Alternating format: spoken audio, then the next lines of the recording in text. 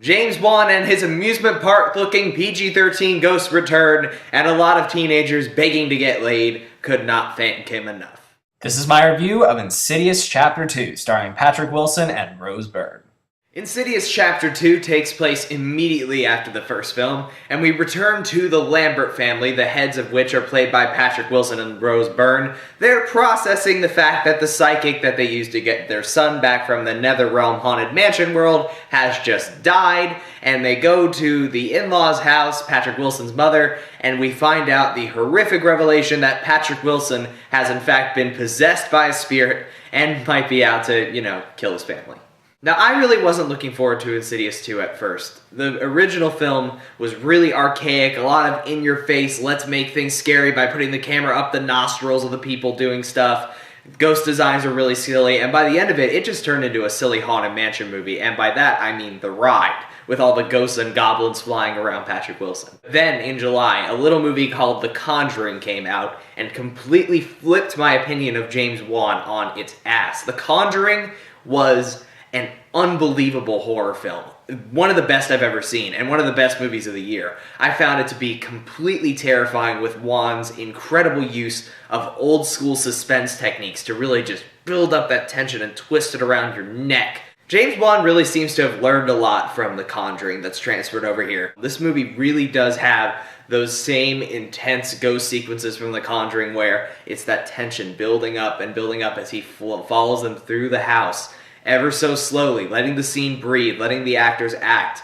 And that, to me, was really absent in the first film. And in this one, it really helped build up not only me caring for the characters, but also caring about what's going on, because it really seemed scary and not just in your face. I thought the actors gave much better performances this time around, because I thought they had a lot more to do. Patrick Wilson has a lot more to play with. He's not just the generic father looking for his son. He's a guy who's being tormented by a spirit who has infested him, and he is just fighting it throughout this whole movie. And when he breaks down, he actually sort of channels Jack Nicholson in The Shining a little bit, and it's kind of awesome in a campy way. Rose Byrne, although not having as much to do as Patrick Wilson, also really does do a nice job of conveying the fear that a mother would have of putting her children in such a dangerous situation with a father who is just as dangerous as the spirits that are around them. What really works to this film's benefit and yet ultimate detriment is its campy style. In the first film, it really felt like they were focusing entirely on the camp factor, and that's why I really hated it, because there wasn't anything to balance that out.